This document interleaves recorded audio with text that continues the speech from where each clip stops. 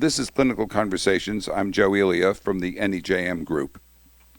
Last week, a story in The Guardian about the CIA's longstanding rules for human research caught my eye. The rules state that the agency should not conduct research on human subjects, quotes, except in accordance with guidelines issued by the Department of Health and Human Services, end quote, including, of course, the subject's informed consent. Taken together with the revelations from the report last December of the Senate Select Committee on Intelligence about the agency's use of what are called enhanced interrogation techniques, the issue of medical ethics, specifically the complicity of clinicians and the use of these interrogation techniques, comes to the fore. I've reached out to Dr. Scott Allen, a professor of medicine at the University of California, Riverside, and a medical advisor to the group Physicians for Human Rights, for his thoughts on the issue. Dr. Allen helped write an analysis of the Senate report on torture titled Doing Harm, Health Professionals' Central Role in the CIA Torture Program. Welcome, Dr. Allen. Thank you. We're talking about more than just informed consent here, aren't we? Absolutely. There's really the broader topic is, in my mind, the issue of medical professionalism. And as such, it's a topic that I think should be of interest to all who practice medicine. You know, the agencies, the Central Intelligence Agency's Office of Medical Services, instructed that every waterboarding, according to the Senate report, be thoroughly documented. So I guess and they were using that information to titrate the number of times they would waterboard somebody or how effective waterboarding was. So I guess in that sense, people have pointed out that they were collecting data and therefore, everything else aside, they were doing human experimentation. And we can only assume that they didn't get any signatures before they did these procedures. Well, I would say they didn't get any IRB approval, so far as we're aware. Okay. They certainly did get approval, though, and these activities were not only authorized, but they were required by the government through memos drafted by the White House's Office of Legal Counsel. Right, and those memos are extensive and actually use the fact that that clinicians were involved in these enhanced interrogation techniques as a proof that it wasn't torture, really, because there was a clinician nearby who could help out. That's correct, and that's really an important point to understand that it's not simply that medical professionals were complicit and involved with the U.S. torture program. If you really understand how the program evolved, they were essential to it. They helped design it, and as you just pointed out, were critical, in fact, essential to justifying it legally, even though that legal opinion has now been revoked and is discredited. But nonetheless, the program went forward because medical professionals were willing to support it in contradiction to established medical ethics. It came home to me at one point, kind of a smoking gun of complicity, when I read about the medical officer's recommendation that Khalid Sheikh Mohammed's next waterboarding session be conducted with saline because he had ingested so much water up to that point that the clinician feared hyponatremia or electrolyte imbalance. And I thought, how do you say those words? Now that's just one of many particularly stunning things to read about. Where the few areas where we know some details of health professionals overseeing torture sessions, and it also brings up another point that I like to emphasize. I've been looking at this issue of physician complicity in torture for over a decade, and prior to doing that, I worked for nearly a decade in prisons, full-time doing prison health. And when September 11th happened, in fact, I watched the planes from inside a prison on television. I was already aware of the inherent conflicts, for doctors who work in confined settings and answer to a security chain of command. And became concerned already right off the bat once the country went back to war about the conflicts, ethical conflicts that would face physicians who had to treat war detainees. As the story unfolded, I initially worried that physicians would be in the awkward position of seeing evidence of maltreatment and be challenged to report it and intervene. Little did I expect, as I researched the topic over the last 10 years, that I would find what we've been describing, that medical professionals were there at the creation and all the way through and were essential to the deployment and legal justification of this program. What we learned from that Senate report that you referred to that had caught your recent attention was really more chilling detail about the level of participation. I think one of the things that was new with that Senate report that we had not been previously aware is the use of something called rectal hydration and rectal feeding. These were interventions where tubes were placed in the rectum of the individuals being interrogated under medical supervision, or really more medical participation. It was doctors placing these tubes to infuse the subject with either fluids or formula, and supposedly with the justification for hydration or feeding, when in those cases there were alternative methods that were not as humiliating. If you read the actual accounts and notations of the doctors, they're rather clear that they were doing this to coerce and punish the people who were being interrogated. So this is just in complete opposition to established ethics. Yeah, there was I guess a point in your analysis that you point out, PHR points out that rectal feeding of pureed food has no nutritional value because the large intestine won't absorb those nutrients, and in fact it was done in one of the I don't know where I read the passage, either in your analysis or in the Senate report, but it was done to spite, I think it was Khalid Sheikh Mohammed, and to enforce their dominance over him. Absolutely correct. Yeah. If you taken together the so-called enhanced interrogation procedures or methods, all were about disrupting the personality and breaking the individual down psychologically. It was psychological torture as much, if not more, than it was physical torture. And every one of those techniques, if you look at them, are really about infringing on the autonomy or sense of autonomy of the subject. So it's restricting them in any variety of ways. And the sad thing about waterboarding is it's even controlling their breathing, and there's a lot of dietary manipulation, various forms of assault that are both cultural and sexual. Certainly the rectal feeding and hydration falls into that category.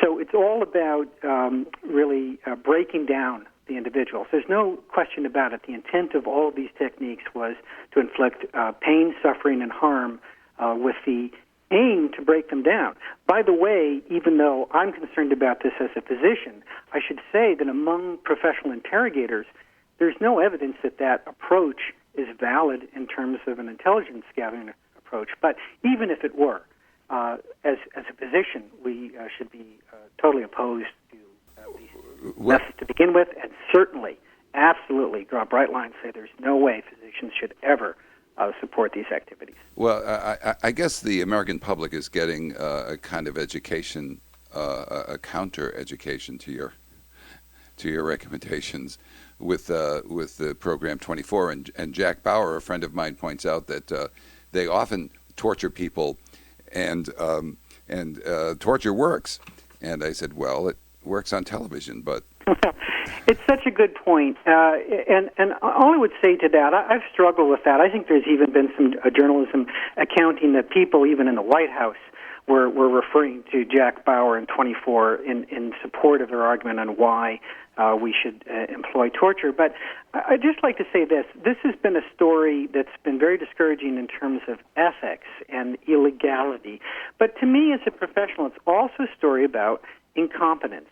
I think if you look at this whole story and see how often the science was misrepresented or twisted, you have to ask yourself if the science of, say, a weapon system were so twisted and what they delivered, the system didn't function or function as advertised and harm occurred, there'd be an outcry, and the public would understand that that was incompetence. Yeah. Yet what we did here is deliver scientific incompetence, not only unethical, but did not follow any of the evidence about whether these things were not only proper, but would they work. And what we got as a result is something that was terribly costly, not only to the people who were subjected to this, who are very likely to suffer lifelong post-traumatic stress and other complications, but to everyone who's involved in it. I mean, I think there's also been a growing number of accounts of people who were asked or sent, really not asked, they were ordered to do these things, who have suffered terribly, racked by their consciences in the years that follow. There was a report from Physicians for Human Rights about I think it was a physician's assistant in Guantanamo who refused. I may be misremembering. That's a nurse. I know the case you're talking about, and that to me was a very significant. The nurse, to my knowledge, remains unnamed. Someone's obviously in active duty, so the discussion has occurred generically. I thought that was a very significant thing, and I obviously, from my position, salute the nurse for their courage to assert professional principles. I don't know that doctors have not also done the same thing, but let me put it this way. After 10 years of studying, I am unaware of a doctor stepping in and saying, I refuse to do it. There's some accounts, if you read through the Senate report, of doctors expressing concerns, but then it's not clear that they didn't ultimately follow through with the order or the directive. So I think it was a very courageous stand, and it brings me back to the issue I mentioned at the opening of our discussion, that is of professionalism. You might say, why should doctors in the community and civilian practice care about this discussion? And I think it all comes back to professionalism. And there's some key elements of professionalism, and only one of them is ethics. But the ethics part is important in distinguishing professions like medicine from any other skilled trade. We're not plumbers, we're not electricians. We have to earn and keep the public trust so that when we violate our own ethics, and we do so under pressure, say, from the government, and the government may have a legitimate interest, as clearly, certainly, and broadly speaking, the government did in this case, if we are willing to bend under that sort of pressure, the public would rightly question how trustworthy are we, with providing care and protecting their interests where we might be pressured by the government or other entities in other situations. Yeah. I think it's really essential that the profession define what is ethical behavior and defend and follow that. You at the end of this report, Doing Harm, make several specific recommendations. One of them asking for a federal commission to investigate and refer violations of law to the Department of Justice. What response has Physicians for Human Rights received, either from the White House or the Congress or other bodies? Well, mostly silence, which has not been atypical. We've released earlier reports and made similar requests in the past. I think the frustrating thing to those of us who care about this issue is that there really hasn't been any real accountability for the bad decisions that were made with the deployment of this program. And I have to be honest, I have some interest in individual accountability, but that's not what really drives me. I think that we need, as a country, to have some sort of, you might say, truth and reconciliation type of process, to have an open and candid discussion about what went wrong here and how we prevent it from happening again in the future. Although there was somebody from the UN who said that you can't forgive torture. Yeah, absolutely correct. I agree with that, but as certainly looking at the South African example as some precedent, I don't think anyone in that process was necessarily forgiving all that came before, but it was this sort of practical process to at least get through as a society some of the awful things that had transpired. And well, one of the things that's at work here, and Glenn Greenwald points this out in his book With Liberty and Justice for Some. He argues that since both major political parties are complicit, investigations such as the one that you have proposed are unlikely. Would you agree? Well, my observation and my thought on that is that, yes, in the short term, it becomes highly unlikely. I have said that probably looking at historic precedent, we have to wait to the people that might be embarrassed or were implicated in this process or at least out of office, or if it takes even longer until they're no longer among us. However, having said that, we can't acquiesce to that. We can't stop putting pressure. Let me tell you about one instance where continued pressure by my colleagues has resulted in some investigation. Of the professional associations, the American Psychological Association, that's the Association of Psychologists, we have been reporting through PHR and through other venues, really for a number of years, we've been describing our impression that the APA was overly accommodating to the intelligence infrastructure in U.S. government, both Department of Defense and CIA, and we believed they helped grease the skids, so to speak, and helped enable the torture program, whether they intended to or not. And our continuing allegations eventually resulted in the APA appointing an independent investigation. They appointed an attorney named Hoffman and his law firm and gave them access to all of their files and said, you do an independent investigation and let us know if we've done anything wrong. Now, that report should be coming out in coming weeks or months as we speak today.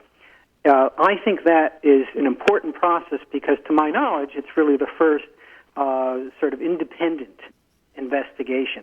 Obviously, we're talking today about the Senate report, too, which was a critically important report, but as we note, that was not released in its entirety. A heavily redacted summary was released. Yeah.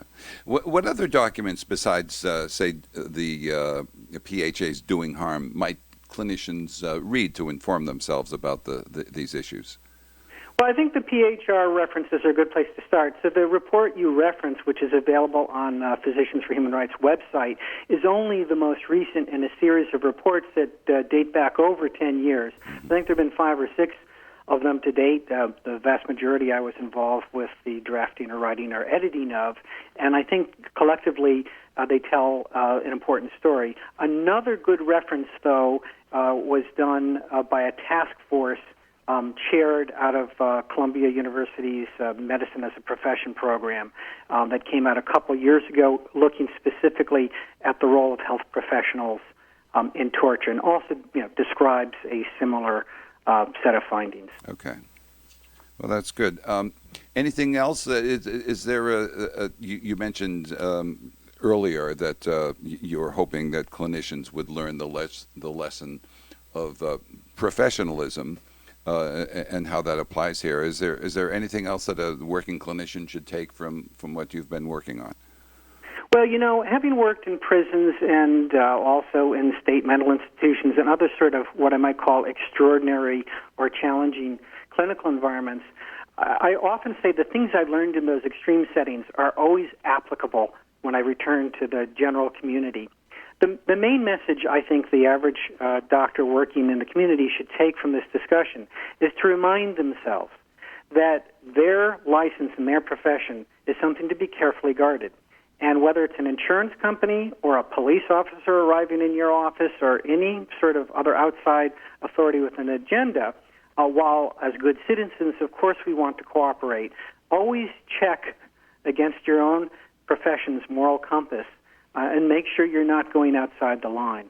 Because if you don't protect that, I can tell you no one else will.